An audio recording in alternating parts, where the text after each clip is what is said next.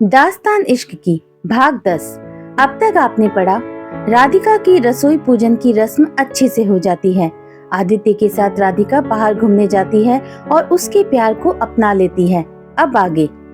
ढलता हुआ सूरज एक नई और खूबसूरत सुबह का आगाज कर रहा था। आदित्य ने राधिका को अपनी बाहों में कस के पकड़ा हुआ था। राधिका भी आदित्य को अपनी बाहों में समेटे हुए थी। आदित्य ने उसे अपने से अलग किया और उसके माथे को चूमते हुए बोला, थैंक्स मेरी जिंदगी में आने के लिए। राधिका की पलकें झुकी हुई थी। आदित्य ने उसका हाथ अपने हाथ में लिया और गाड़ी की तरफ बढ़ गया। उसने गाड़ी का दरवाजा खोला, राधिका उसमें बैठ गई। आदित्य भी ड्राइविंग सीट पर बैठ गया। आदित्य ने राधिका का हाथ अपने हाथ में ले रखा था। कुछ ही देर में आदित्य ने गाड़ी वापस से लाकर घर के अंदर लगा दी। वो पहले खुद उतरा, फिर उसने राधिका को गाड़ी से उतारा।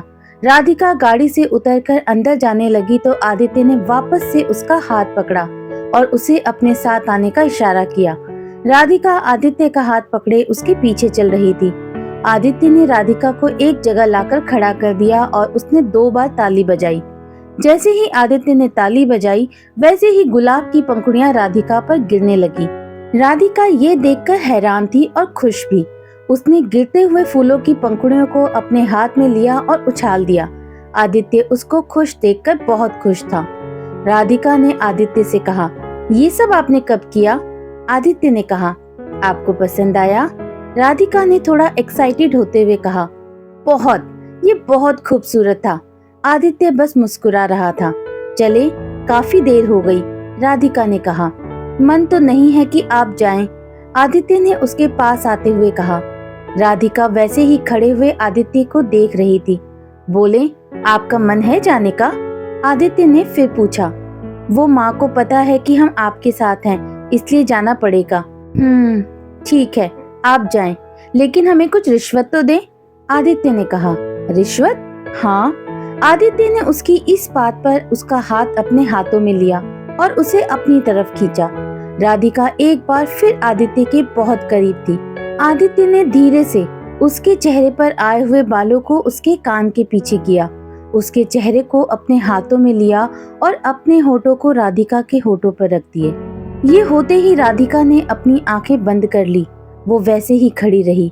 कुछ देर बाद राधिका ने आदित्य को थोड़ा पीछे की तरफ किया और भागती हुई घर के अंदर चली गई। आदित्य उसे जाते हुए देखकर मुस्कुरा रहा था। राधिका अपने कमरे में गई और दरवाजा बंद करके मुस्कुराने लगी। ये पहली बार था जो वो किसी के इतना करीब गई थी। आदित्य की छुअन वो अभी भी महसूस कर रही थी। तभी उसका फोन बजा। राधिका ने देखा तो कावेरी का फोन था। उसने फोन पिक किया और बोला, हेलो कावेरी, कैसी हो? मैं ठीक हूँ। ये तुम्हारा फोन क्यों नहीं लग रहा था? ना ही आंटी का। सब ठीक तो है? हाँ, सब ठीक है। तुम कब आ रही हो? मैंने यही बताने के लिए तो फोन किया था कि मैं कल आ रही हूँ। राधिका, क्या बात है? तुम आ जाओ कल, फिर बताती हूँ।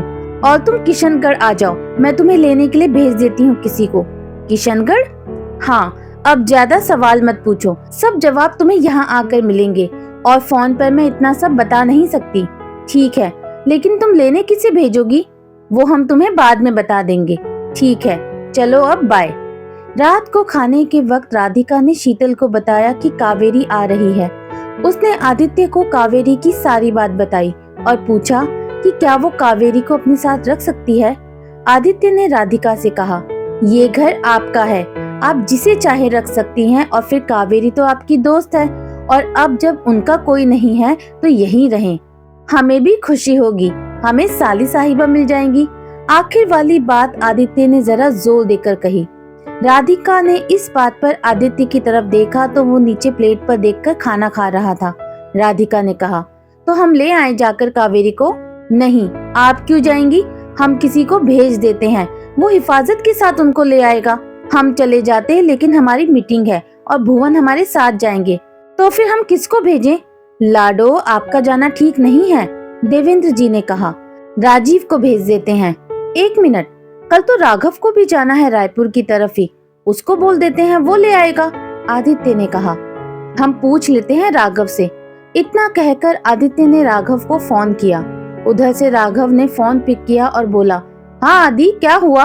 राघव, कल तुम रायपुर की तरफ जा रहे हो? हाँ। तो क्या तुम राधिका की दोस्त कावेरी को ले आओगे? ऐसा कहकर उसने सारी बात राघव को बता दी। ठीक है, ले तो आएंगे, लेकिन खाना फिर हम वहीं खाएंगे। पूछो भाभी को। अरे खा लेना। वैसे तुम भुक्कड़ के जैसे नहीं कर रहे हो। बिल्कुल भी नहीं। अब भाभी की दोस्त को लेकर आएंगे तो इतना तो हक बनता है। हाँ ठीक है, चलो फिर कल ले आना तुम हमारी साली साहिबा को। लेकिन मैं उनको पहचानता नहीं हूँ, उनका फोन नंबर मिलेगा? हाँ। राधिका, जरा फोन नंबर भेजो कावेरी का, राघव को भेज दे। राधिका ने कावेरी का नंबर आदित्य को भेज दिया और आदित्य ने राघव को नंबर भेज दिया। अगले दिन आदित्य मीटिंग के लिए निकला। उससे पहले आदित्य ने नाश्ता करते हुए राघव को फोन किया। राघव ने कहा वो ऑन द वे है, थोड़ी देर में पहुंच जाएगा। आदित्य भुवन के साथ मीटिंग के लिए निकल गया। रायपुर स्टेशन पर पहुंचकर राघव ने गाड़ी पार्क की और इंक्वायरी पर जाकर पता किया तो कावेरी की ट्रेन 10 मिनट में आने वाली थी। राघव को कावेरी का कोच नंबर राधिका ने भेज दिया था और कावेरी को भी बता दिया था कि राघव लेने आ रहे हैं। राघव का नंबर भी भेज दिया था। ट्रेन आई तो राघव कावेरी के कोच के सामने खड़ा था। उसने कावेरी को फोन किया। कावेरी ने फोन पिक किया और बोली, हेलो राघव जी। हाँ, मैं आपके कोच के बाहर ही हूँ। जी ठीक है, मैं आ ही रही हूँ। कावेरी अपना सामान लेकर उतरी। राघव ने आगे बढ़कर उसको हेलो बोला और उसका सामान ले लिया। कावेरी का सामान गाड़ी में रखकर राघव ने उसे गाड़ी में बैठने को बोला और खुद ड्राइविंग सीट पर आकर बैठ गया। कावेरी ने पूछा, कितनी देर में पहुंच जाएंगे हम? यही कोई 2 घंटे में, अगर नॉन स्टॉप चले तो। वैसे आप कुछ खाएंगी? मुझे भूख लगी है तो कुछ खाकर चलते हैं। कावेरी ने ठीक है बोला और राघव ने कुछ देर में गाड़ी एक रेस्टोरेंट के सामने खड़ी कर दी, जो कि उनके किशनगढ़ जाने वाले रास्ते पर था। राघव ने अंदर जाकर खाना ऑर्डर किया। दोनों ने खाना खाया और वहां से चल दिए।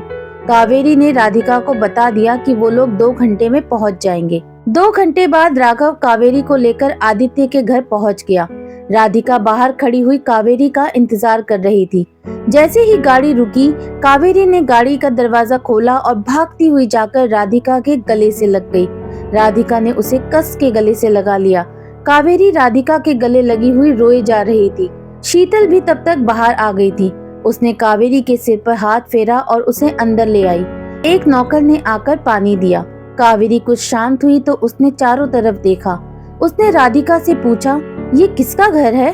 फिर उसने देखा राधिका के माथे पर बिंदी, मांग में सिंदूर और हाथों में चूड़ियां। वो बिल्कुल बदली हुई लग रही थी। उसने पूछा, ये सब क्या है? तुम्हारी शादी हो गई है और तुमने मुझे बताया भी नहीं। राधिका ने कावेरी के हाथों को अपने हाथों में लिया और बोली, हम क्या बताते, सब कुछ इतना जल्दी जल्दी और अचानक हुआ कि हम खुद कुछ समझ नहीं पाए। और क्या बताते तुम्हें, आंटी के बारे में सुना, तुम वैसे ही परेशान थी। हम तुम्हें और परेशान नहीं करना चाहते थे। लेकिन ये सब कब हुआ? कावेरी ने पूछा। राधिका ने आदित्य के घर आने वाली बात से लेकर उसे अभी तक जो कुछ हुआ सब बता दिया। इतना कुछ हो गया तुम्हारे साथ और हमें पता भी नहीं चला। भगवान का लाख लाख शुक्र है कि तुम और बाकी सब ठीक हैं।